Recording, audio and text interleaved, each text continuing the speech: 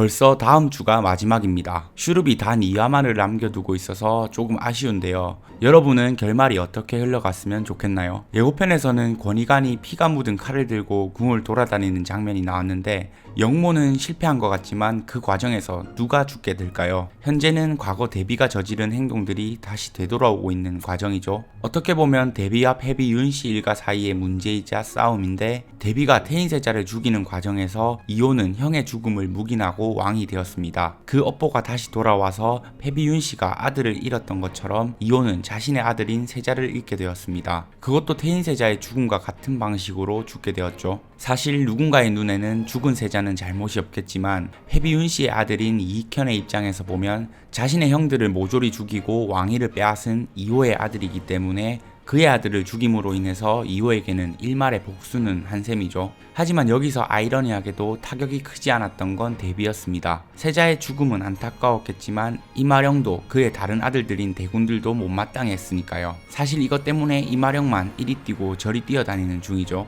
그런데 이호가 과거의 사실을 몰랐다면 어느 정도 이해하겠지만 형의 죽음을 묵인했기에 이것은 반드시 풀고 가야 할 서사일 겁니다. 선왕께서는 거만시를 나간 직후 금영군을 만나셨다. 선왕은 거만시를 나간 직후 지금의 왕인 이호 금영군을 만났고 곧 이호를 왕세자에 책봉했다고 합니다. 만약 이때 선왕에게 태인세자가 죽었을 때 자신이 본 걸 말하고 잘못을 고치려 했다 같은 서사가 나오지 않으면 이호 또한 슈룹의 세계관에서 업보를 받게 될 것 같습니다. 끝까지 형을 죽인 동생으로 남지 않고자 했던 성남대군과 너무나도 극명하게 대비되는 모습이죠. 오늘 이호가 승정원 일기를 가지고 있었고 그것을 불태우는 장면 연출에서 이호의 심정을 잘 보여준 것 같은데요. 약간 기운 듯한 장면은 이호가 매우 복잡한 심정이라는 뜻일 겁니다.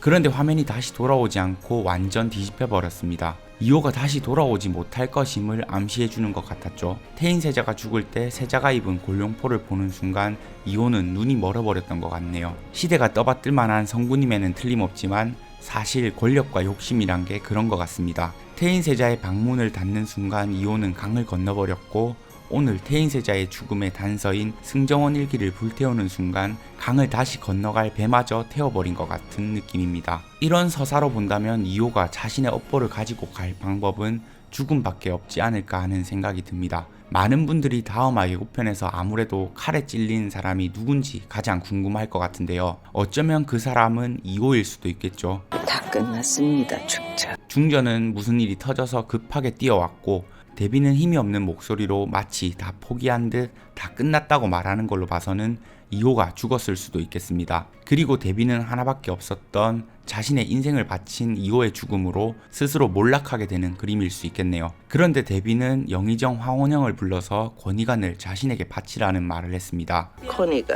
내게 바치세요. 그리고 뒤인 장면에서는 권희관이 역시 사람은 변하지 않나 봅니다 라고 누군가에게 말하는 장면이 나옵니다. 이게 데뷔에게 하는 말이라면 이마령에게 다 끝났다고 하는 말은 권희관을 죽인 것을 말하는 것일 수도 있겠습니다. 데뷔는 다 끝났다면서 살짝 웃는 모습을 보였는데요. 권희관을 죽임으로써 과거 태인세자의 죽음에 관한 사실들이 묻혔다고 생각하는 것이죠. 그리고 역적을 소탕했다는 명분으로 권희관을 죽인 것이고요.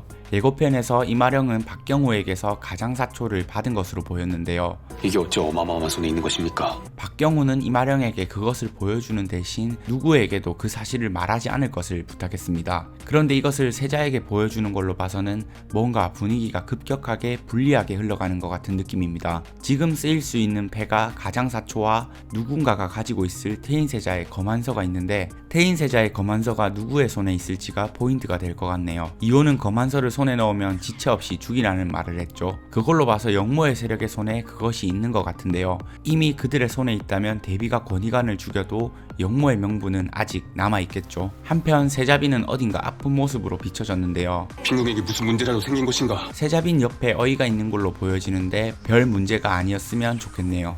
오늘 드디어 합방을 하게 되었고 술에 취해 기억이 제대로 나지 않았던 세자였지만 둘은 뜨거운 밤을 보냈고 세자빈이 임신을 하게 되어 빈혈 같은 걸로 쓰러진 것이 아닐까 하는 희망을 가지게 됩니다. 그렇게 남은 2회차는 영모의 스토리가 흘러가면서 세자와 세자빈은 보란듯이 아기를 가지게 되고 기다려. 꼭 데리러 갈게. 성남대군 때의 약속처럼 형의 자식과 형수를 다시 궁으로 불러들이고 아름답게 마무리가 되는 그림이면 좋을 것 같습니다. 슈룹의 마지막 촬영 때 케이크 사진이 올라왔었죠. 그곳에는 어마마마 비가 그쳤사옵니다 라는 문구가 적혀 있었는데요. 슈룹의 포스터에서는 어머니인 이마령이 아이에게 우산을 씌워주는 모습이었다면 많은 분들이 바라는 것처럼 이제는 세자가 된 아들이 어머니에게 우산을 씌워주면서 비를 바라보는 씬으로 끝이 나길 바랍니다. 그리고 앞서 말씀드린 것처럼 과거사를 풀고 가야 한다면 영모가 실패로 돌아가지만 그 과정에서 이호가 죽게 되고 아들에게 모든 걸 걸었던 데뷔의 허탈함과 슬픔에 모든 걸 내려놓는 그림이면 어떨까 하는데요. 여러분들의 생각은 어떠신가요? 댓글로 남겨주시면 감사하겠습니다. 그럼 저는 슈룹의 다음 리뷰로 돌아올게요. 구독해주시고 저와 함께 슈룹을 정주행합시다.